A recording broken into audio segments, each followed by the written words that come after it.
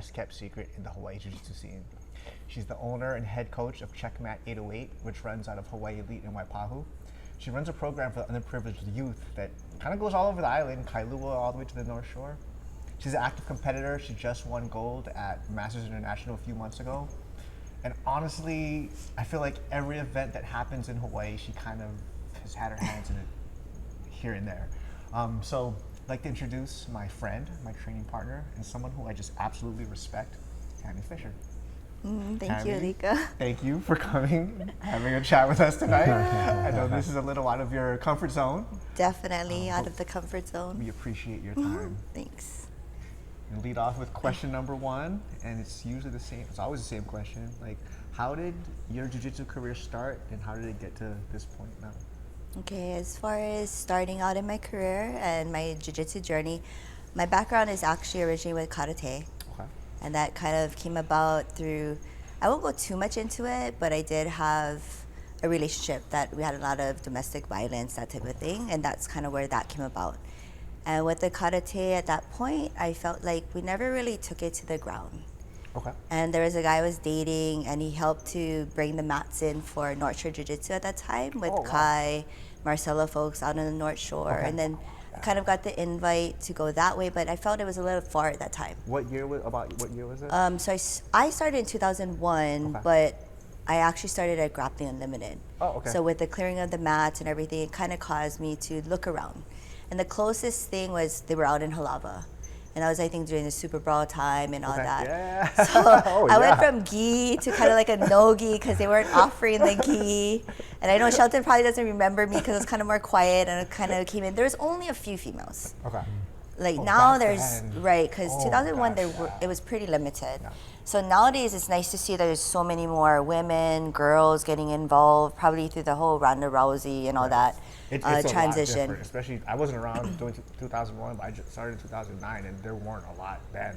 Yeah, there weren't. So I did start in the no-gi, not exactly my favorite currently, but I'm going back into dabbling in it. Yeah, but that's kind of how I kind of got started, was through that and the karate. We never really did much ground, and you know, as a female, in all honesty, whether you continue on as a competitor, athlete, or where it is, I feel like it's good for us to do something on the ground.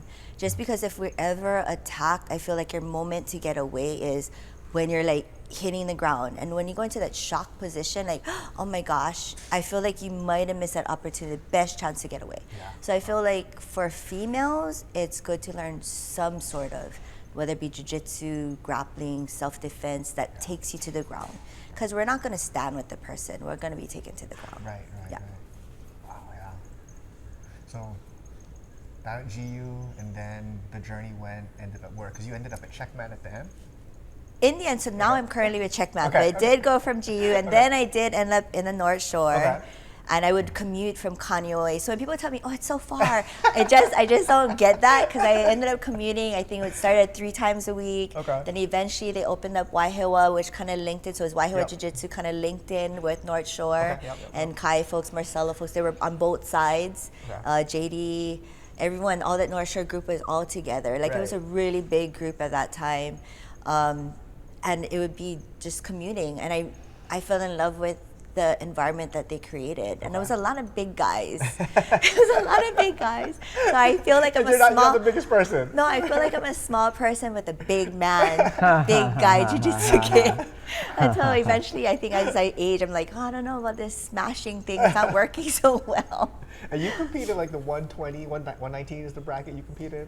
Right now? Yeah. The 118. So I do light feather, yeah. So yeah, not that big. Yeah. And then when I look at pictures, I'm like, oh, I'm kind of small. They're like, yeah. I'm like, I just didn't realize. So you see yourself in the pictures, and they're like here, and I'm like here. I'm like, oh, I could be an armrest. Some of those are some big boys. Yeah. But I appreciate my journey with them has been, they've had a lot of patience.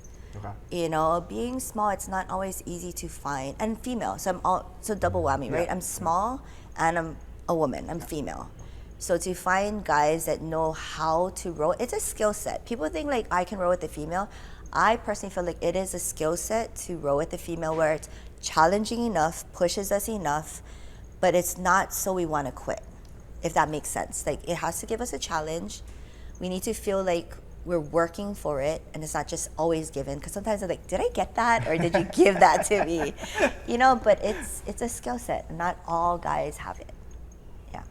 You think it's important for schools to have like women's only classes to get them started, or is it less of that and just kind of have them just jump in and kind of figure it out from there?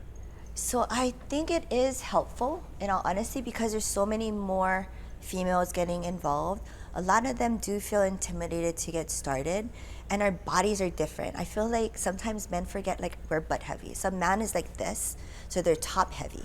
Women, we're like, we have the bottom side, so we don't roll the same. So doing a forward roll, learning all these movements that seem to be a little different from a man versus a woman. So I recently just started, it's off and on, I throw like a 6-week program. It doesn't matter where the woman goes after, but I wanted it to be where you can just get the foundation, the rolls, the hip escapes. And it's just a 6-week program, off and on we provide it. And it's not where, of course I would love for you to join with me, but it doesn't matter where you go. It's just that comfort spot where you're all starting at that beginner, just that beginner level. Because even if you go to a women's only, not everyone is at that beginner. You need that hip escape, and not everyone has the time to offer that at their school. So like at our school, we don't actually have the time to do it, even if a man were to come in.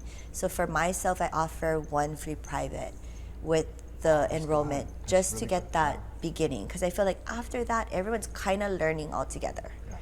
You know, but it's that beginning of that hip escape, the break falls, the forward roll, the back roll, all that type of stuff that not everyone can have a separate fundamental class. And some of those movements, they're just weird movements too. It's like, I don't even know what we're talking about right now. Well, a lot of it, no problem. Right? We haven't done it as a child. What is that?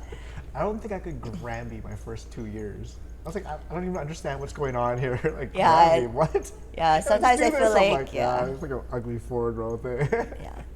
Granby it is a difficult thing, though. Yeah, I don't even think I can still Granby. Just not flexible enough. I couldn't even like picture it. I would see someone do it, like, oh, I could do that, and then I would just like backward roll, and I'm like, yeah, that was a Granby. They're like, that's not even close. I'm like, no, I did exactly what you did. I couldn't grasp that concept in my head. Like, it was one of the guys was just like, no, yeah, he broke it down for me like step by step, and it finally made sense. But I was like 2 years in before I could Granby. Yeah, it feels the same. I'm like, oh, it feels like I'm doing it. They're like, no, you're not. I'm like, okay. I like that. Do a beginners only for however many weeks, and do they get one lesson just to here's the absolute basic foundation.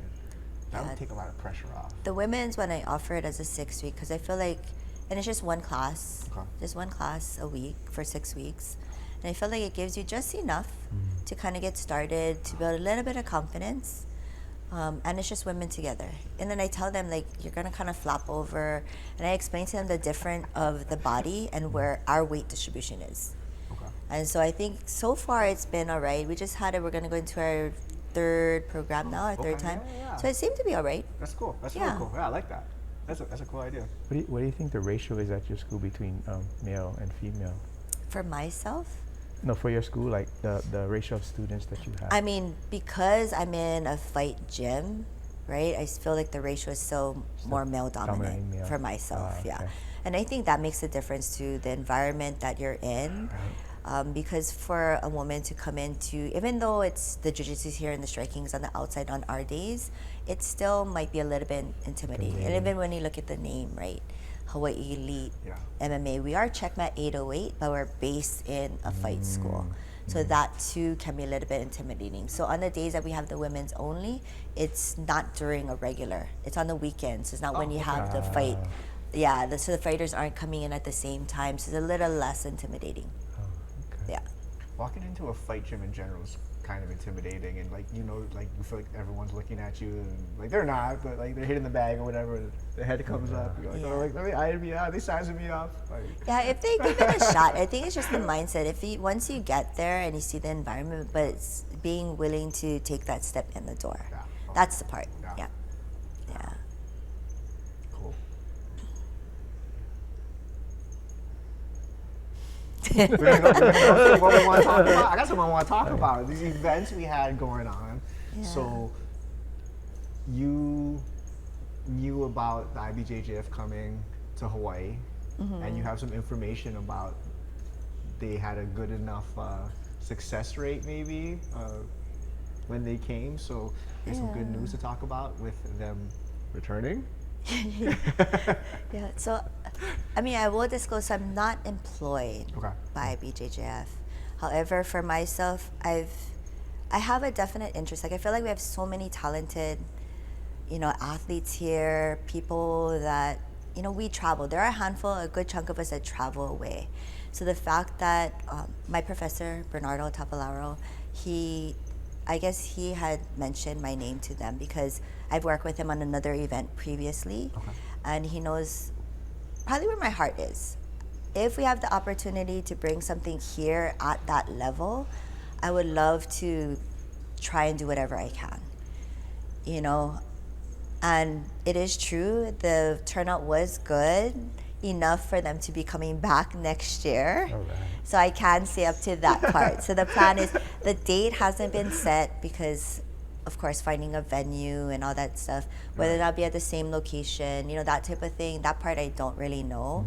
I will say, though, that there was a lot of concern about Lelehua and the parking and all that. And much hats off to them because they really worked hard on trying to plan everything, and they did hear the concerns. And I'll be honest that I didn't go to any events there before. I just heard that with wrestling, they have either their championships or whatnot over there. The wrestling gets crowded, So that's why it came up, and I'm thinking wrestling, jiu-jitsu is, and I think of IBJJF on that level of a championship level, and the top athletes going there. So I'm like, oh, no problem. And then after that, it was more about the parking. So the school really did work hard on trying to figure out what options they have by utilizing all the grass and all that stuff. Yeah, they were parking everywhere. Yeah, and then I do know that people mentioned about the bleachers being down and all that. Oh, because they had it on one side, and that was pretty much the one. Right, and it's probably the design of how it is, right? Because the Yeah. coaching of IBJJF is on the outside, Yeah. whereas other tournaments are on the inside. So when Yeah. you think of the design of how it has to be,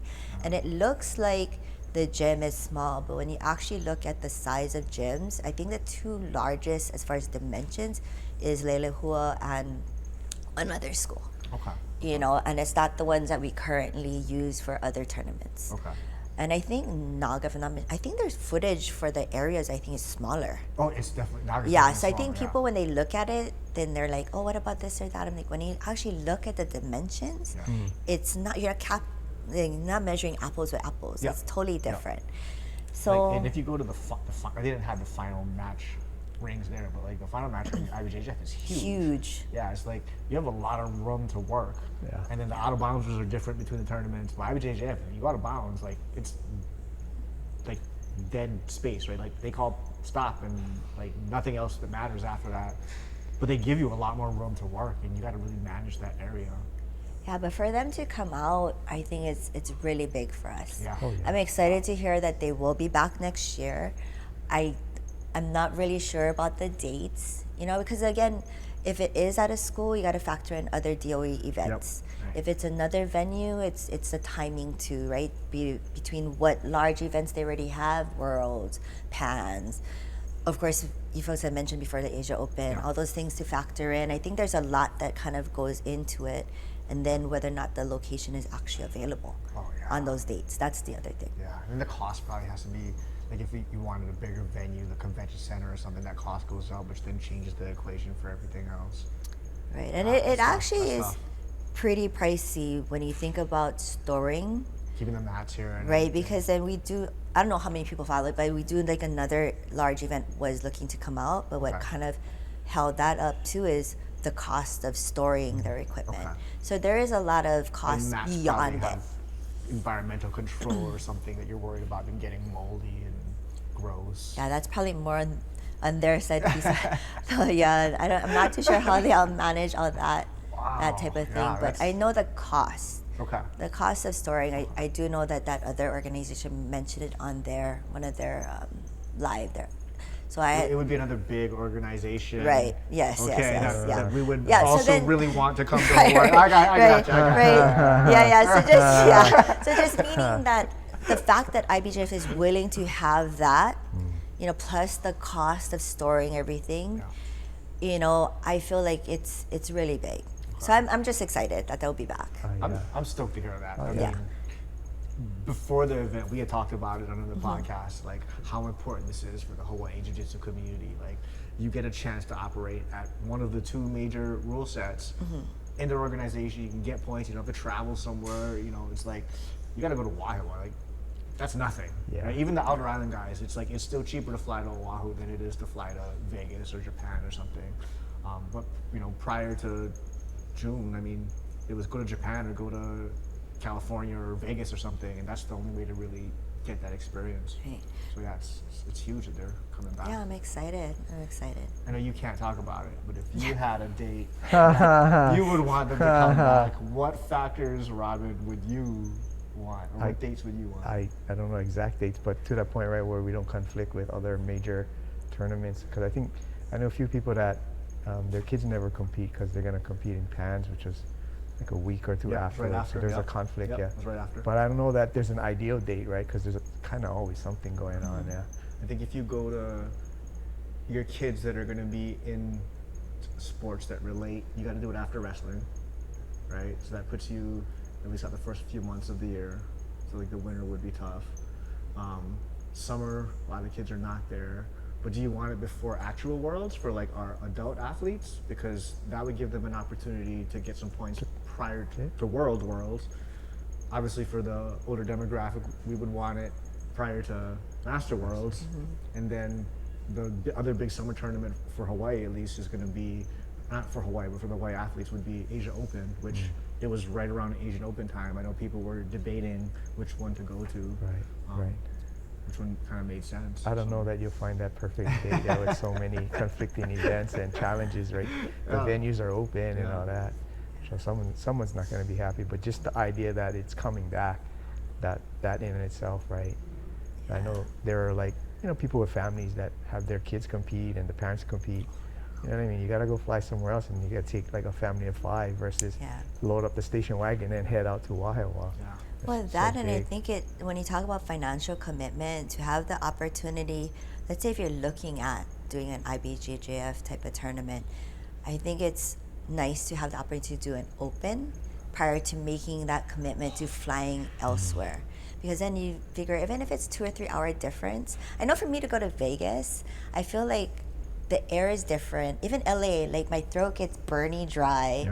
I have to go like a little bit earlier to get adjusted to the air. Vegas, the heat, even though we're indoors, it's just something about it is still an adjustment.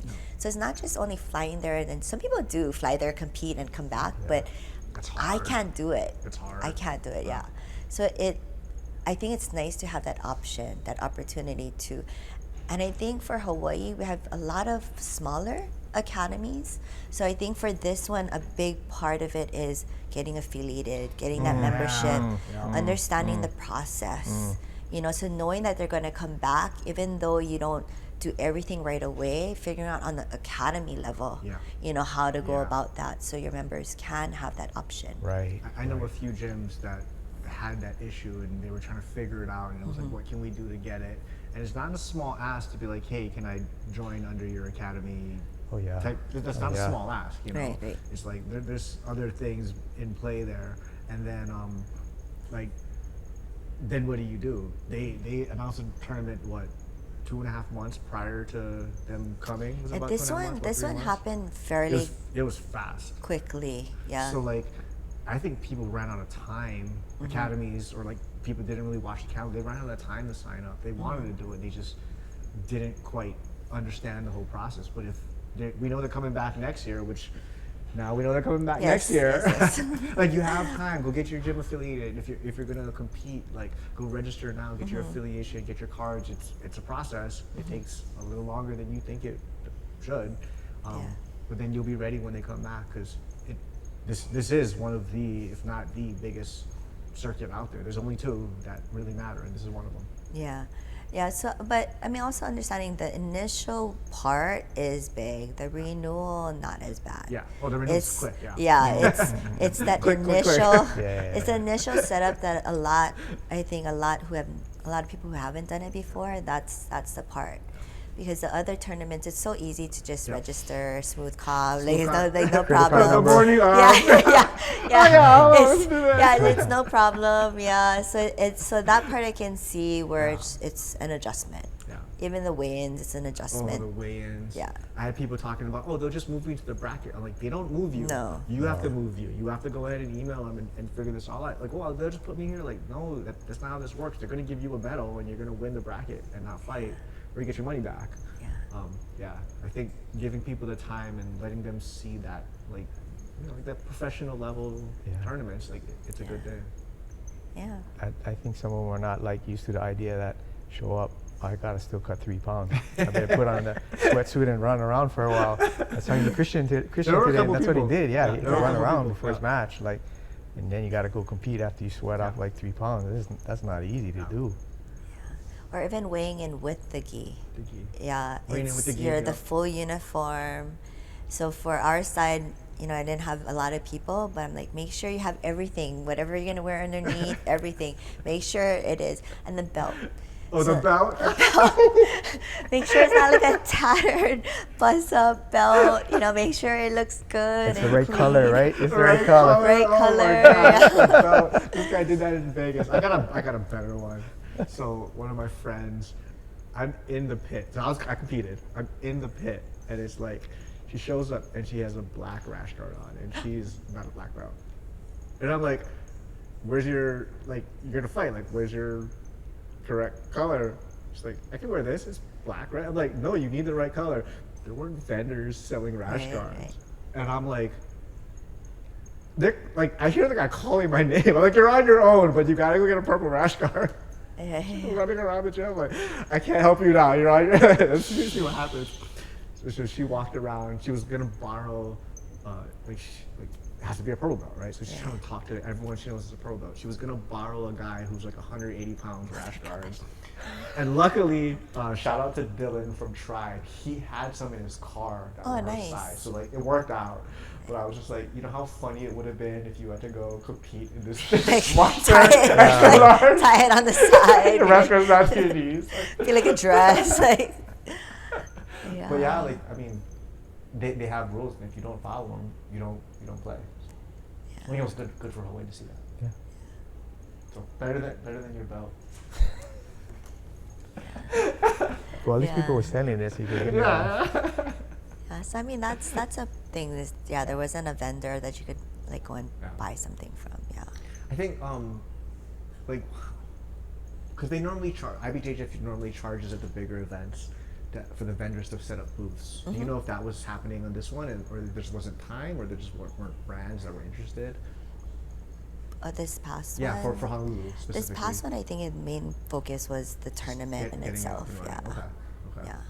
Because I think it was a lot of moving parts for this initial one, and just the way. And the thing too is like, to get a location, if it's a school, it's not always able to plan out. You can't plan out like a year out or whatnot. I know that other organization has theirs already set. Yeah. I think once you build the relationship and they see how it is, then maybe there's a little bit more flexibility with that area. But for the first one, it was a little bit more difficult. Gym time in general in Hawaii is at a premium. I mean, even during seasons, like if it's basketball season or volleyball season or whatever, like getting that gym time locked down for your team at your school, you're still fighting for that gym time. It's that hard to get. So just to come in and be like, hey, I need a huge gym on a Saturday, like, yeah, good luck. Yeah, and then hopefully it never happens, but they also have that little blurbage, right? If a DOE event happens to come up, then they have priority. So that would be a nightmare. Oh, could you imagine that? I mean, so far I think the schools are very good about planning the calendar out, but there is still that little right there. Yeah. That would be heck. I'm just curious, like, how was the decision made to not charge people to attend the event? I think their opens are like that. It is? Mm-hmm. Oh, okay. I think if you look at all their opens, if I'm not mistaken, I think it's all that spectators are free. Oh, okay. I ain't complaining about that. Well, I think because when we go to Worlds, all those larger ones, they charge the spectators for that. Okay, yes. When I think it's Stars, right? The Stars is what it is. Because does Asia Open charge to get in now? I'm not sure. I've never gone. I think it's the Stars in the event. For sure, because like one and two stars, I don't think I've ever been charged to go in. Yeah, I'm pretty sure because I looked, because when I saw spectators are free, I'm like, wow, how is this going to be managed? Like, it's going to be packed. What's going on? Is this going to be live streamed? Like, what is going on here? Live stream, what would they need to do to get, because like a lot of the bigger tournaments are on flow grappling, that's got to be a whole other challenge too, right? Yeah, that's a IBJJF IBJJF. question. Were they allowing people to live stream at the event? Does anyone know? Meaning like an actual company, or if you're on your phone kind of thing? I mean, like on your phone, it'd be hard to stop. But like, would they let someone else do it? That part I don't know. Yeah. That'd be cool. One of my matches I put the camera. I just set up like my phone on the table and just let it run. And I'm assuming the competitor that was coming up next, he put his water bottle down right in front of my camera. Oh no! He realizes it, but autofocus was on. So it focused on his water bottle, and it was like right when the match starts, the water bottle comes down, and then you see him like, oh, he moves the bottle away, but the whole match is just a big blur. Oh, is that the one that you posted about the focusing? Yeah. Oh, is that why it was like that? Oh my It was gosh. good when I walked out there, but yeah, like I'm assuming, I don't know who it was, but I'm assuming it was the guy competing after me. He just put his water bottle down. Oh my and gosh. And just enough for the camera to refocus on something else. And I was my gosh. Oh man. But it was like, it'd be, like on the bigger tournaments, you can just go on flow and then just look up your match. And I was like, oh, I know they didn't have it. And I was asking around, like, did anyone by chance happen to shoot it? Like, no one shot a video. Out of all times. Yeah. I was like, Yeah. But it wasn't that exciting for match, so, I was thinking that with the ratio between adults and kids, like especially based on the local tournaments, the kids would be bigger, but the kids are kind of smaller, than the adults, because they only took half a day. This one, the kids, so it did go from 3 days right down to 2 days. Right. So I know that had confused some people, but yeah, I did notice the kids were really small. I can't speak on IBJJ's side, but I did ask some other people, about it, and a lot of the academies that did get to talk to, it seemed like it stemmed from the Pan kids. Like a lot of them were already gonna compete. Right. So I don't know if it's a cost-wise. Like maybe had you known in advance, like, hey, they're gonna come back next year, we're gonna allocate funds to go to that one and this one. Because honestly, even if you come in from the neighbor island, I give them a lot of credit, because it's expensive. It seems like it's like a 30-minute flight over, and you're paying just as much as I could have gone to California almost. Yeah. So it is a financial commitment. So I kind of feel like if you're coming from a neighbor island, that could be factored in too. True. I know I talked to some people that were like, they wouldn't have come if they didn't have a car they could borrow here, because the car rates were just crazy high. And they were like, yeah, I wasn't gonna come, but someone let me borrow their car, and I was like, wow, that's crazy. But we don't think about it because we live here. Like, you don't really have a choice if you're flying in from another island. Like, you gotta find a place to stay, and you gotta figure out how to get to the tournament. Right. Yeah. Because there's no kids, no gi too, right? No, there was no kids. Yeah? And I kept on asking, are you no? They're like, there's none. I'm like, oh, that's right. But I saw it out of habit, like, gi, no gi. It's like, I was just confusing myself. There was a lot going on, though. It was a busy day. That day, yes, yeah. I think for their first event for the last 15, 16 years, I think they did well. I think it turned out well. Yeah. Yeah. I mean, like anything else can have improvements, but I think it did turn out pretty good. Yeah, all I in mean, all. that seemed to be the feedback. The people that did know that I had like some part in it, then they kind of came up and shared that they were happy. They were grateful. Oh, yeah. A lot of people had come up and expressed their gratitude of having it here. Is mainly, of course, the ones that fly out to compete. Oh, yeah. Yeah.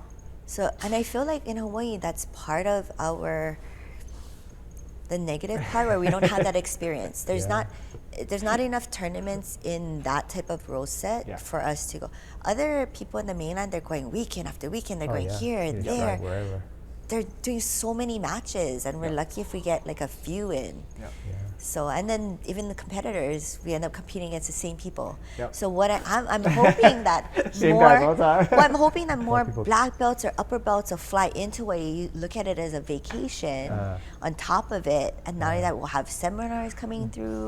In my head, this is what I'm thinking. Like we're gonna have these big names coming through potentially. There were some pretty decent names that came through on this one. AOJ sent an actual team out, right? Yeah. They had Zach, yeah. like 15 competitors, maybe something along there, and then Jessica Khan fought. That was her like finny like last competition ever. That was really cool to see. Yeah. Will Wilson. Will Wilson was there. What's another? Oh, Khalil from Checkmat, right? What's Khalil's last name? The brown belt. He could be. He's really good. Yes. So there were some big names that came down that were here, but I think if you gave them a little more time, like, I don't know if you looked at the bracket from the first Honolulu, the only other Honolulu Open, like go look at the brackets and see who showed up. Like Cyborg was here and stuff, and it was like there were big names here. It'd be cool for people to see them live. Like, oh, this is so and so. Oh, this guy. But yeah, so I'm excited for the future. Yeah. Definitely. Yeah. Maybe it's an IBJJF question, but I'm curious what's the impetus behind them coming back this year? From what I know, I think they've been trying to come. Like, I don't know how hard they've been trying. Like that part I don't know. But like I do feel having some sort of local contact, because like local style, like it helps if you know somebody who knows somebody to kind of work that way. And once you're in, then from there it's kind of easier to, I think, kind of maneuver around a bit. Right. But getting in there, and I'm not sure about the relationships with jiu-jitsu and certain schools or anything like that, getting a location. But from the sound of it, I think they've been kind of trying to come back. And I think that's why they kind of reached out to, they know that Bernardo lived in Hawaii for years. And I think they crossed paths and maybe asked him, like, oh, is there anyone that he might? And then because I had worked, again, with him with another organization with planning events, I already had called through a lot of locations for that other event. Okay. So for me to kind of reach back and be like, oh, we already know this square footage, this type of thing, I've already done that type of legwork with that other organization. So to kind of carry it over here made it, I think, a little bit easier. You had all the research done, and it was just plug and play into a different organization. Yeah, except for the fact of Lelehua, because they were never quite on my radar before. Okay. Because I think it's always seemed like harder to get. Okay. And then someone else from our gym was like, oh, you need to look there because this is what they have and whatever. And then just happens my student is Judoka, so I said, like, can you help me? Like, who do I talk to? Like, how does this work? And again, it comes to the Hawaii style of the who knows who, and can you at least get me to talk to somebody? That really makes a difference. Yeah. This is a hard market to break into just in general for almost anything. You got to know somebody or know somebody that can help you make a connection. Yeah, and I feel like all of a sudden we do have all these tournaments wanting to come out. So now it's trying not to also compete with the main ones. Yeah. Because there were a couple main ones that we have locally that a lot of our athletes end up competing in. So not to take away from anybody else. We're trying to just grow. Build on it, Grow the community, have opportunities for us, for the athletes, but try and make it so everybody still can, get something out of it. What are your thoughts with the different rule sets between the tournaments? Your thoughts? Yeah, because you compete, right? So like do you just do IBJJF or do you do other organizations? For myself right now, I just do the IBJJF. Okay. But I still students. coach. You have students that are doing different. I do coach, and as a coach's side, I will say it's hard for me because I have to have one hat in for this row set and weigh-ins. This hat has to come in. Sometimes I've said the wrong thing. I'm like, oh my gosh, no, you can't do that. I'm like, no, stop. And then I forgot at this level you can do this. This one, I'm like, I get my own self confused. Oh, I mix up the kids stuff all the time. The kids match lengths and what they can and can't do. And like some of them is like you can grab the head. Some of you can't grab the head. It's like, oh man, it's tough. Right. And then to explain to kids, and they explain to the parents why this one can't, and then when the next one can, then you have to like counter what I just said, why you can't do it in this one. Is like, the cervical is like, and then the next one's like, oh, but this one you can do it. They're like, but what happens? I'm like, well, I don't know what to tell you. All I can say is watch out for it. It definitely is a challenge. Yeah, I mean, I know a lot of tournaments have different rule sets and why they feel like it's better. Yeah. And I guess to create probably like a different event, right? So that's probably why they make it different. Yeah. But yeah, because I compete IBJJF, that is, I hate to say it, my preference. Can we talk about your competition history? Sure. Yeah, I mean, like, cause you didn't have an extensive competition history, and you're like, oh, I'm gonna be a black belt, and I'm gonna go ahead and just start competing all the time now. Is that correct? I started as a brown. I came back. Brown belt. Okay. So the way that it worked, not really. I'm a terrible competitor. I'll be honest. My nerves are like so bad, but I like having a goal. Okay. I keep on signing up because as you get older, life gets in the way. And going to the gym, it's so much easier for me. Like, I'm tired. I don't want to go next time. But because I know I have a tournament coming up, it gets me focused and I have a goal. Even with my jiu-jitsu, it's like, okay, well, I have this tournament. I need to start drilling this. I need to prep this. What is the most current thing? What do I have to watch out for? I mean, besides coaching, but for my own self as also an athlete. Right. But I did have a break. So there's a moment that I walked away from jiu-jitsu to kind of, sometimes as a woman, not only women, men do it too, but just speaking for myself, there's a moment that you might be like, I'm going to focus in on other things, whether it be relationship or family or whatever it is, whatever your reason is. Yeah. Sometimes our role in relationships and household is more that nurturing aspect or the traditional, right? The traditional aspect. So I had stepped away for almost 7 years. Oh, wow. So when I came back, I'm already coming back as a brown belt. So you were a brown belt and you stepped away from jiu-jitsu. Mm-hmm. Wow. Yeah, I stepped away as a brown belt. So when I came back as a brown belt, I was getting smashed. And I had to be like, I know I'm wearing a brown belt, but I'm not rolling as a brown belt. What year was it when you came back to jiu-jitsu? So 2018, Desi was rebuilding, I think, the trilogy, and that was at Hawaii Elite. Okay. So I came back to kind of more like on a coaching aspect, like getting back into training, but 11 to 18 is a lot of change happened there. No, that's when I think jiu-jitsu evolved so much. That was the instructional era. That changed jiu-jitsu. So, that was I think the biggest change. So my professor Bernardo was like, that 5 guards that it's got it's way more than that. Now they're inverting way more. And with the animals, they're grabbing lapels. The leg game completely evolved. From 11 to 18, it was like a completely I feel like that's when everything exploded. Yeah. So the catch up, I feel like I'm still catching up, but there's just so much, and it's a constant learning. People keep on creating different things. Oh, yeah. It's so crazy, but that's what I love about the sport too. It's not stagnant. It's always evolving, and people do things that wow, that's so cool. Can you do that again? Do you know what you just did? They're like, no. I'm like, oh my gosh, we should have videoed it. But yeah, so now I do compete a lot more, and partly it's the goal setting. Just keep you accountable and give you something to work with. But as the academy and I'm having more athletes, I'm finding it a little bit more difficult to focus in on myself. Okay. And that's where the events, all that type of thing, I wanna long-term wise, I don't know so I'm super, super old, gray, maybe walking around with a cane or whatever. I want to be involved in some fashion. So that's why with the events, I'm trying to learn as much as I can. So even if it's being on the back scene, like working a table, doing something like that, I just want to somehow be involved in it because some of my best friends I came out of training. Yeah, sure. The relationships, just everything that I find so much happiness and joy now, I feel is around that jiu-jitsu community.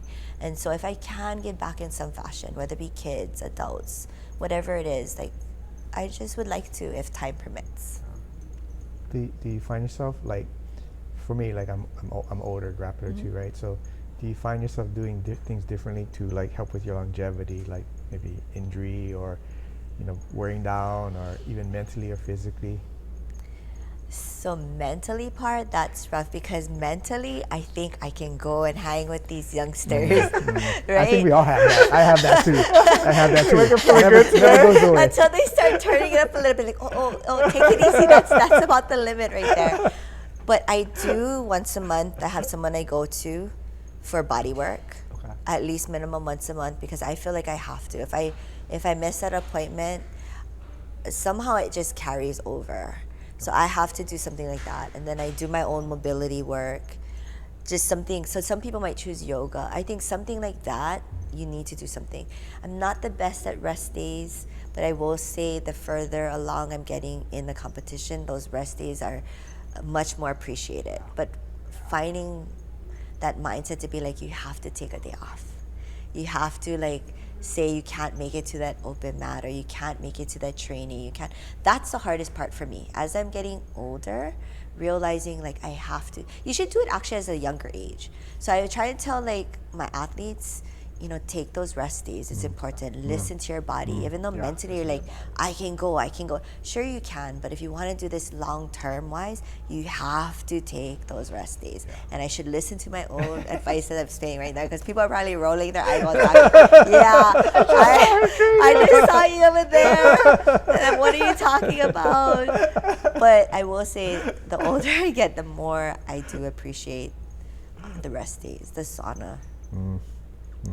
The supplements. And we did talk about, I did talk to Alika recently that I'm surprised that there's not more sponsors for master athletes, for sponsors, like supplements and stuff like that. You see it for the younger, but the older generation, like that master 30 and above, it's almost like a must. You must take some sort of supplement. Shout out to any sponsor now.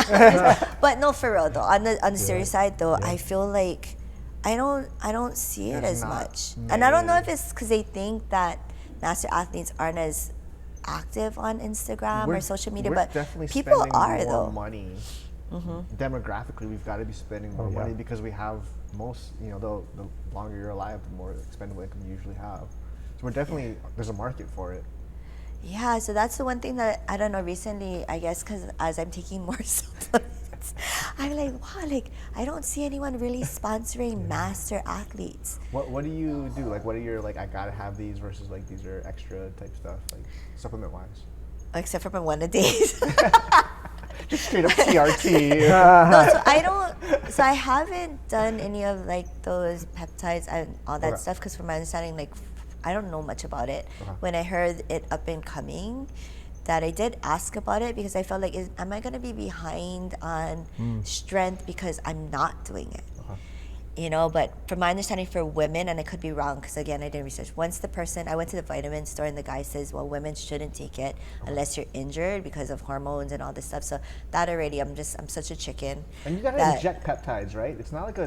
There's some I don't know. that you can cream, Yeah, so I was more concerned with like, it didn't sound like I needed, again, I don't really know. It didn't sound like I needed a prescription, and it sounded like a lot more athletes were looking into it or doing it and stuff like that. So I kind of felt like, am I going to be behind? And if it's over the counter, I don't have a problem with looking into it. In the end, I decided not to, just because of what the gentleman had said about the hormone and all that. And as you age, we already have a lot of hormone imbalance for women. And so for me, it's just primarily the creatine, the protein, because women, we need a lot more protein as we're aging and stuff like that. So it's just my one-a-days, my, what is that, for the joints? Glucosamine or something. Glucosamine, yes, all that stuff. So it's just basic things. But again, it's stuff that I take regularly. What do you think? Every day. Like, which has the most positive effect on you, or like which ones you like, I can't not do it? Anything that I'm taking. All of them. Okay, so I used to make fun of my mom with her little face. But now I have it on, because it's always the set, my D vitamins, because I'm always in the office. I'm getting them vitamin D.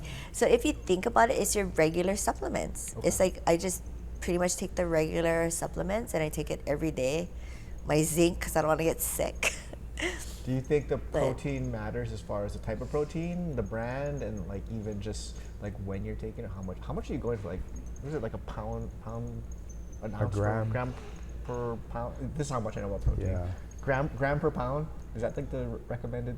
Okay, so I'm not even that educated in it. Yeah. I just know like I'm set for my morning shake, my afternoon shake. One scoop. Yeah, I'm just more like that. But I do increase it towards competition time. You know, just taking more of it. And just looking at always like now everything seems to have some sort of protein in it. Even the wraps at Costco. Oh yeah. I'm like, like, what? Extra protein? I'm getting that. But just in general, I feel like that supplement industry, I feel like for us especially, it's a must. We have to have it every day. Yeah, I agree with you. There should be more representation, because there's a definite market for it. And like we're all using something, right? Like, Yeah, and let's say if Robin were to say like, hey, I find this brand better. People ask me and I tell them, this is what I use, everybody Yeah. can get it. Yep. But then if I were to actually start plugging it, because people see how much we train. Yeah. They Yeah. watch how much we post and Yep. they're like, well, what is she doing differently? I could probably use more sleep, but besides that, it's just the only other thing is sleep, supplements, diet. Yeah. Yeah. And I guess the mental drive, the consistency, that's about it. Because most of the videos that I put out, the ones that got most views are like older guys. People are interested in what the older grapplers are doing. So the people are out there looking, right, trying to figure out what we're doing. Yeah, because they probably ask you too, like, what do you take on a regular basis? You know, like besides diet, like supplements. And if you think that that brand or whatever it is like a little cleaner, gives you a little bit of edge, you'll take it. Because I guess over the counter, I think like it's safe. You say FDA approved. I'm like, hey, Where's good to this go. made? I'm like, good to go. Yeah. Did you feel like as you were getting more mature in life, did you feel like there were big drop-offs? And if you did, where were they? Or was it just kind of a steady So decline? I started like early 50s, Okay. and I still had plenty gas, right? Even up to maybe like late 50s. But once I hit like early 60s, like I cannot do like 15 push-ups anymore. You know, Oh, like yeah. like I don't feel strong anymore. Like I just don't have strength. I have some areas that I have like isometric strength to do Your grips are jiu-jitsu. really good. But that's not like really like I said like that's strong. But if you tell me curl 25 pounds, I probably cannot. Wow. You know what I mean? Like there's certain areas that are strong and some just aren't, and just don't have that kind of strength anymore. So I gotta get to my strong positions or I'm in trouble. And for men, I know it's different too, like the changes. Did you feel any big drop-offs, or was it been just like age consistently decline? So I think for myself, I know like women talk about menopause, premenopause, all that type of stuff. I, for myself, haven't felt like the same. And I think, I don't know if it's genetics or what it is, but I'm also consistently in the gym.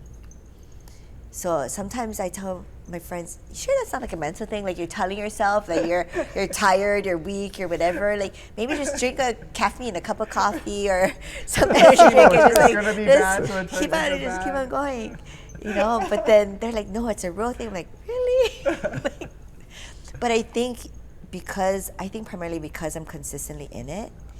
But I do know like the recovery time takes longer. Okay. When I get injured, it takes longer. Just That a for lot sure, of that, yeah. a lot of that stuff. I can feel that more so. Yeah, because I could easily go 5-6 days of training, not like super intense, but moderate intensity. But now I just do like 3. Like I know I need to recover, so I rest one day. Yeah, usually. Yeah. I think knowing that though and accepting that you need that rest time before you get injured, Yeah. that for me becomes like an internal grapple for me. Because mentally I'm like, no, I want to go, you know. Like even today it's like, should I be going over there to comp training? I should be there, but my body is like, oh, like you need to take it easy. You can't go 6-7 days a week without having that rest day. So that's probably.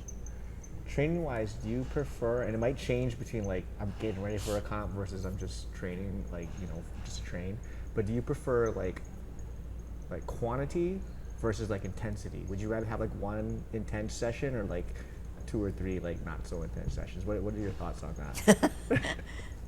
that? I think for me, it's more beneficial for me to have the 2 or 3 not as intense versus the 1. Okay. Because that 1 can wipe me out for days. Okay. So, yeah, that's how I kind of feel currently because I want to be able to go and train more. I don't want to just have one super hard one and I'm like down, can't do anything. What you? Yeah, I think I used to enjoy going hard, like, but now it's more like being smart about how hard I go. To your point about the recovery. So next day I might be all bossed up, be all miserable, just recovering, right? Yeah. So. And I did talk to someone too about, before I used to think like, oh, how come you can't ask black belts to roll or whatever? That's if you go old school, right? If you think old school, they usually say that. I mean, I don't know how everyone is today, but then now that I'm at that level and I see how my body feels, I look at it more like I have the opportunity to choose, because I hate to tell someone no. If they come up to me, I don't want to offend them, be like, no, I don't want to row with you. It's not anything to do with your lower belt. I might not feel it that day. Right. Because you think how many years, how many tournaments, how many injuries you took to get to that black belt.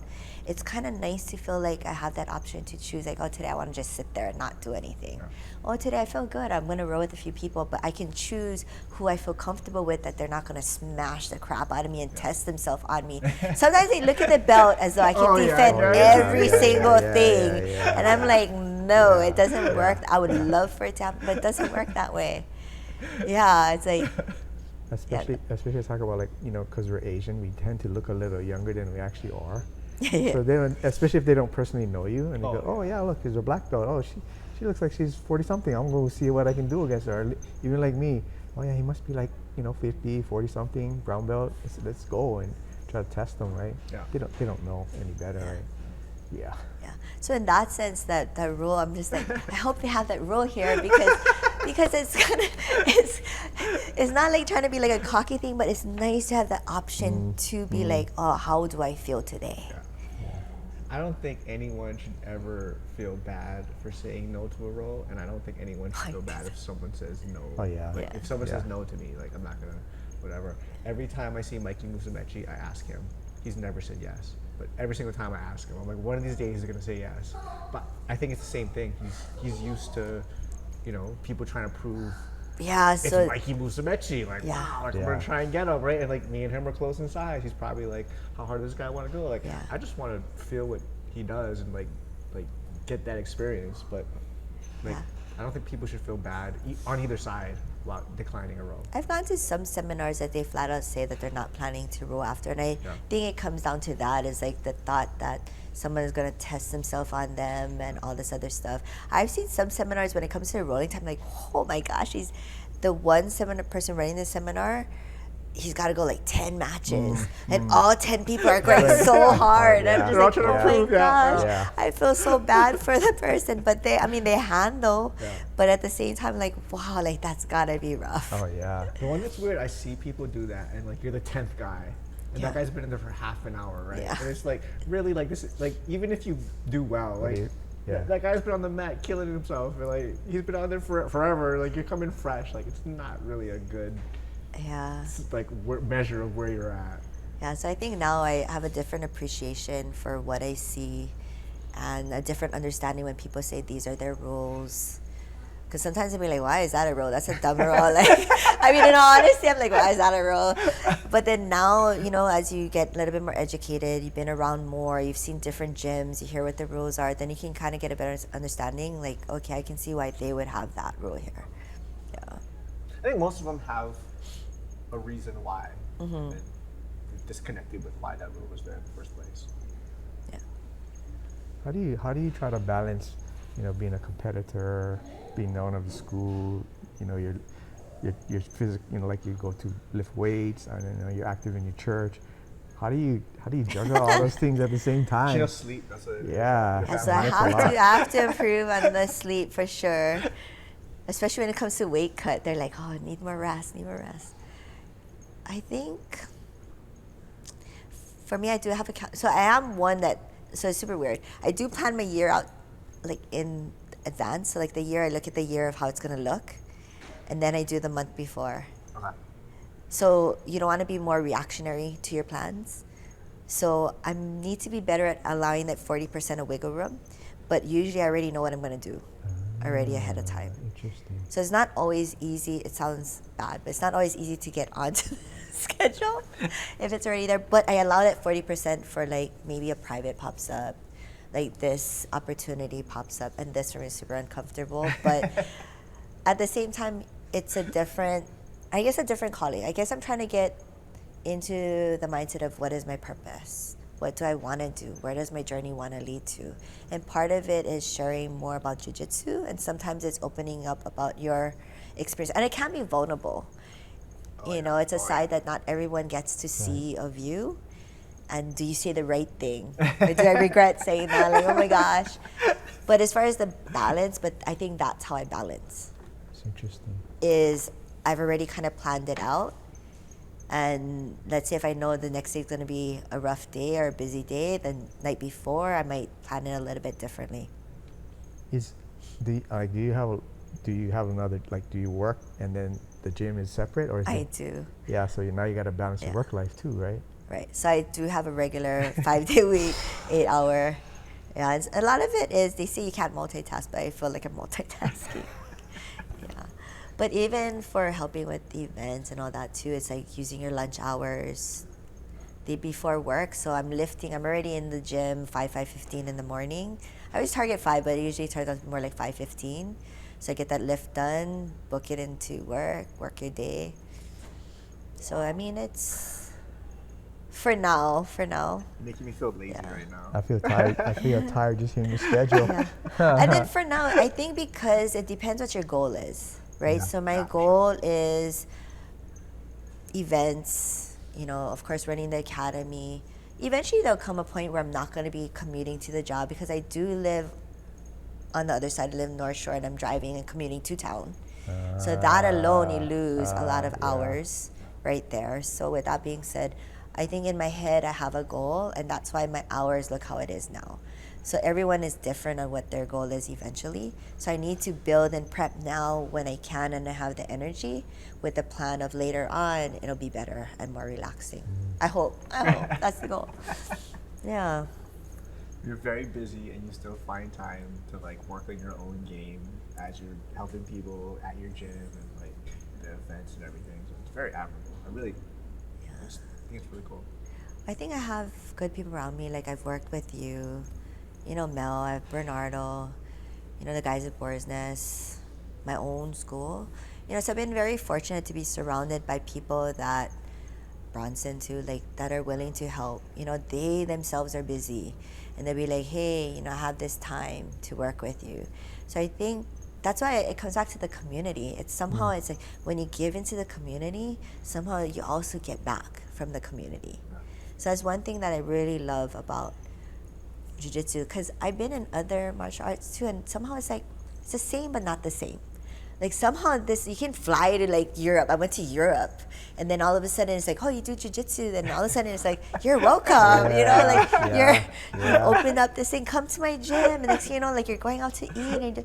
But I don't think a lot of other martial arts or other sports are always like that. So that's one thing that I love about the jiu-jitsu community. It's not as personal, I think. Like jiu-jitsu, like you actually make friends, and actual connections with people. Yeah. It helps a lot when you travel. Yeah, as a female, I never thought I would travel by myself. Okay. Because it can be scary too. I mean, I know a lot to defend myself, but I'm also not the biggest person. Right. So it still can be scary and overpowering, right, by somebody. But I think the community, knowing that I'm going to go and meet someone at the gym, and from there, maybe invite yourself to something, I don't know. But somehow it just opens up that door. Yeah. It's really nice. That's one thing that I talk a lot about, is the dynamic that the casual person won't see that community as if you're part of jiu-jitsu, the friendships and relationships that you build. You just can't feel it until you're part of it, right? When you're in the community, like maybe we just see each other once a year at the tournament, but like we're best friends. Hey, how's it going? Like you never miss a beat, you know? Yeah. And even when you go to the tournaments, those big tournaments, it becomes almost like a little reunion. Yeah. Like, oh, I didn't see you till like last year. It's like, what you been up to?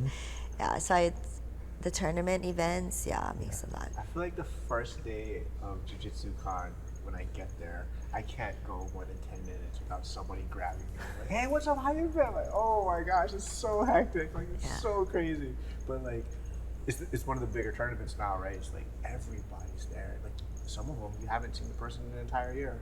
But yeah, it's so cool to see. Like, oh, where are you guys going after? Oh, it was dinner. Like, are you guys gonna train? Like, you just tag along with whoever. And it's like, it's such a cool community. Yeah. I'm glad I got involved. I would have never thought I would have. You definitely got involved because you are everywhere. It's way beyond involved. You're deeply ingrained in it now. But I'm grateful for, I guess, whatever organization allows me, because it's also an opportunity, right? They need to allow you to be involved in what they are creating. So even for that, I'm grateful for that. Do you have plans to like run your own event, or you No. like the position you're in now? Because like you've kind of been a behind the scenes person um, in a lot of things, but like getting yourself out there and being like the Tammy Invitational. I don't know about that.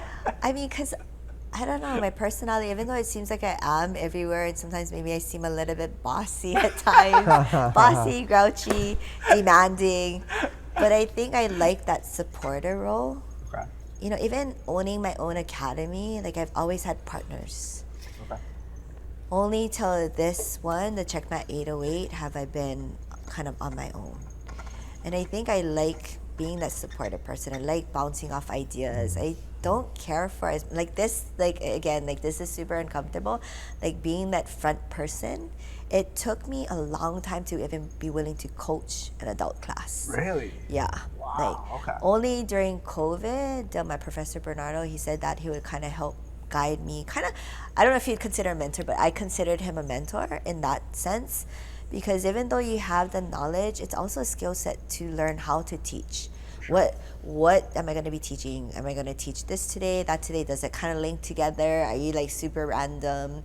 So even I'm grateful for that, because I think had he not be willing to kind of hold my hand in that sense, and I don't know if I would be doing it. I don't know if I would be owning and coaching as much as I do, because now I coach kind of a lot of classes, from kids to adults to women's, you know, to the helping with the youth program and stuff.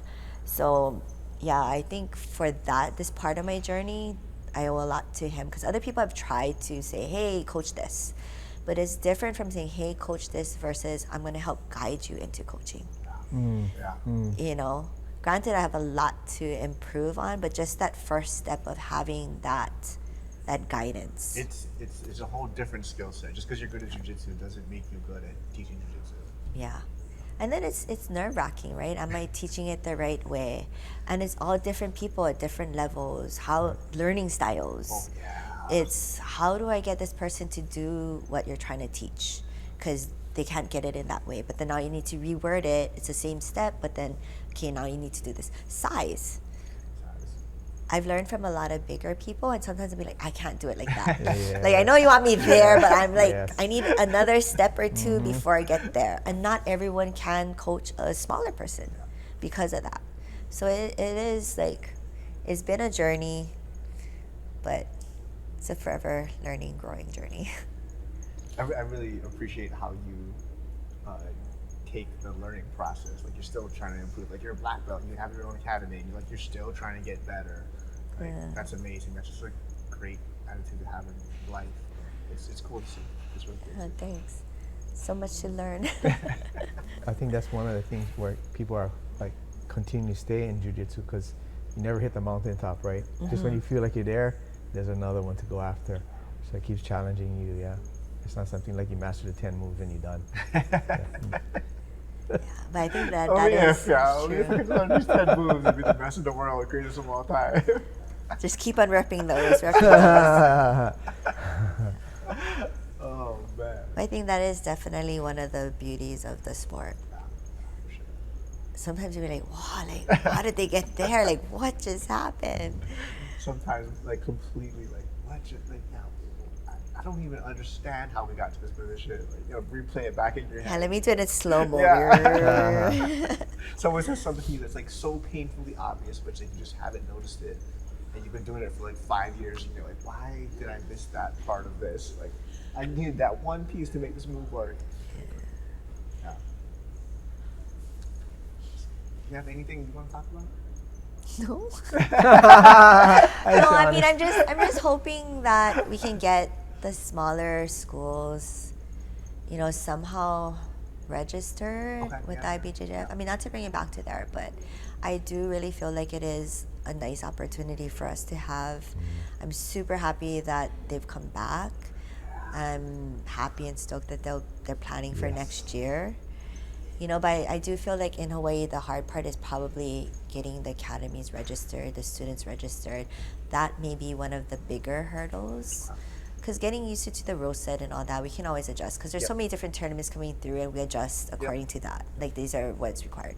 But I think the hugest difference hugest, is that a word? The biggest difference is the registering, being part of a federation, getting accustomed to that. So that's, if I can kind of plug that part. Yeah. No, And if I can help, I will. I mean, I don't know everything, but and again, if I can help in any fashion to get information of how to help them, you know, get registered, and a lot of it is up to their professor, you know. I think there wasn't a motivation to do it for the gyms that weren't, because we didn't have an event here. But now that we know we're having an event here, there's the extra push. Like, hey, they're coming back.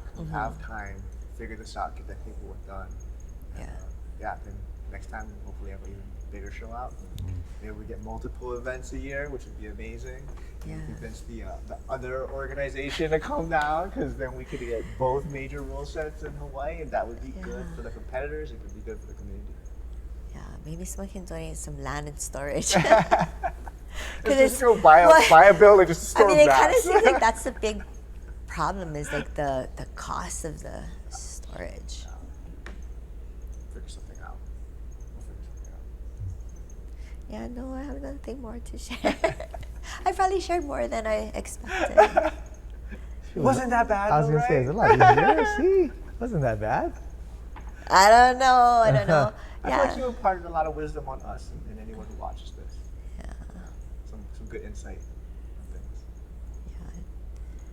No, I appreciate the opportunity. It's a little bit out of the comfort zone, but sometimes it does come also with the role, you know, and sharing and the desire to help it grow. And when I share even a little bit, hopefully it's all taken well. And if it helps someone to like even get started or learn more about it, you know, then it was worth it. The uncomfort, the feeling. If someone wanted to come train with you, want to get a hold of you, what's the best way to do that? Probably my Instagram, the Tammy Fisher is probably, and Fisher's the regular, the FISHER, is probably the easiest, or the Checkmat 808. Okay. Yeah, so either or is probably the easiest, because I'm pretty on there pretty frequently. Sometimes if they're not following, I got to get better at looking at those. Oh, the weird one that's like request things. Yeah, I go somewhere else. I'm not always the best at checking those out, but then I think now that there's more people looking to come down, I think I have to get better at that part. Yeah. And, help grow with that intro class. There are a lot of people that weren't doing jiu-jitsu into jiu-jitsu. Yeah, and then even if any academies, just so they understand that I don't push my academy during that time. You know, it's just to help the women feel comfortable with an absolute intro from the hip. And it's going to be the same thing. So they're not going to continue on with that program. It's going to be a 6-week program. Okay. And the main purpose is like the hip escape, the rolling, and all that type of stuff. That even if you have an intro class, you don't always go back to that. It's wherever that class is at, that's where it is. So again, so it's just for women, and then I'll end up posting it up. And then this one I'm going to do it with Rachel. Oh, okay. Rachel Chang, yeah. And this one we start on the 22nd of August. It's going to go to October 3rd. That's like right around the corner. Yeah. So we're going to be starting that one next weekend. Open to anyone who does jiu-jitsu? Yep, just women, females. So we're going 13 and older. Okay. Yeah, and it seems like it's 7 weeks, but it's not, because it falls in with Labor Day weekend. Okay. So that's why it's just 1 weekend What does extra. it cost for this?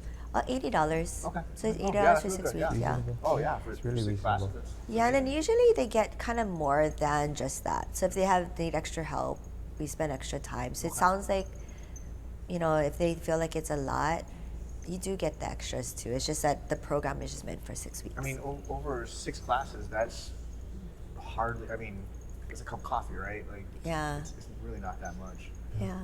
And it could change your life. Yeah. Awesome. Be a jiu-jitsu forever. Yeah. We're gonna do outros and mentors and stuff like that. Yeah. Sure. So I usually like to close out my interviews with talking about someone who's been a mentor. Yeah. So a lot of times, someone can be a mentor like through verbally. They give you they give you ideas and advice. And sometimes mentors are people that you just look up to, and you like the way they carry themselves, or you try to emulate what they do. So I think it's important for people to acknowledge those people that are their mentors, and say it out loud, because you can't say enough good things about people that help you through life. Yeah. So I always like to let people kind of talk about somebody or something, or anyone that they felt was helped them through their life. Yeah, it can be jiu-jitsu or otherwise. Yeah. So faith-wise, of course, for me, is all glory goes to God. I'm always grateful for all that has been provided, good or bad. I'm always been learning. And then from there, if I think just primarily jiu-jitsu, I do always get fearful of forgetting anyone, because I do, in all honesty, I feel like anyone from training partners, good, bad, or anything, I've learned and I've grown through everything. So everyone has contributed something. If I think currently, of course, I've been with Kai Garcia. I've been with them at North Shore Jiu-Jitsu when I was there, JD, those guys over there, like I've gained a lot because that was the start, right? And then when I kind of go on, I learn a lot from Desi, Minor. And then currently, like I did share with my professor, Bernardo Tavalaro, because if it weren't for him, in all honesty, I don't know if I would have been teaching as much as I am. Because even though I do come off sometimes like I'm like confident in a way, like I really am not. Like I question myself and everything like all the time. I'm probably like the worst. I'm probably the worst overthinker. And of course, I gotta do a shout out to my workout partner, Robin, because she puts up with a lot, and my students and everything. But again, and Charles, because he gave me the opportunity to use his facility, can't forget him. But yeah, and Professor Leo for letting me, rep the Checkmat name. And currently, that's probably the main. Hopefully, I'm not forgetting anybody. But again, I'm so sorry. I'm so sorry if I did. But as far as jiu-jitsu journey, for sure, Kai, Bernardo, and Leaf. I can't forget Leaf, Boar's Nest. Again, I should stop because I'm like going to the list and like, oh my gosh, I'm gonna forget someone. You've been in the game so long. There's a lot of people out there. Like, yeah, because I have business partners like Wyman, Thomas. Yeah, so you're gonna try. Because originally we were with Central. Okay. Central Wahoo Jiu-Jitsu. The spotlight's on, the pressure's on, and then they're like, come up with names right now. Well, and again, I truly feel like anyone who's been around me, good, bad, competitors, everyone, like I feel like I've gotten so much, from them. Even the competitions in themselves, like everything has added to the person I am. And I usually tell people, like, if you look at how you are on the mat, you're more than likely like that off the mat. Whether what frustrates you, whatever it is, do you take that constructive criticism? And I do find myself like, am I like standoffish on certain things? How I am usually within the gym and the academy, I do honestly find myself the same way outside. So I will say thank you to everybody. Thank you to you guys. There's so many people. Like, and I gotta say thank you to Mel folks, Gretchen. Can't forget them because they always put up with me when it comes comp time. Like, are you guys getting together to train? Yeah, I should stop my list. I'll stop now. Okay. It's so bad. Like, you don't want to forget anything. I'm just like, oh my gosh. You give it 30 seconds. You can think of someone else. Guarantee. Oh, guarantee. And I already have a list like as for soon as me. the camera shuts off, I should have said this. Yeah, but if I did forget anyone, I'm so sorry. I'm so sorry. But yeah, no, thank you guys so much. You guys both give so much to the community also. Yeah. We just like talking. Just give an excuse to talk about jiu-jitsu. Our wives are like, we don't want to hear it anymore. I'm like, we'll find something else to talk. So you know how you talked about when you can't do jiu-jitsu anymore? That's what I'll do. I'll be interviewing people when I can't do jiu-jitsu anymore. Yeah. At least you have your plan. Your plan is going there. Started already. Yeah. These are always fun. I like to get to know people. Yeah. On the mat, right? Like talk to someone for 5 minutes, 10 minutes, and then conversation shifts, the round goes, camera, whatever. Like sit down and talk to someone for like an hour. I know, it's like sweating. Like, oh my gosh.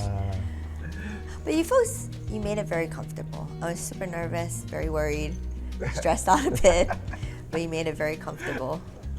Yeah, it's good to hear. Thank you. All right, so we want to thank you, Tammy. Thank you. So from everyone at Miley Girl Productions, Alika Wong, Small Man Jiu-Jitsu, thank you for joining us today.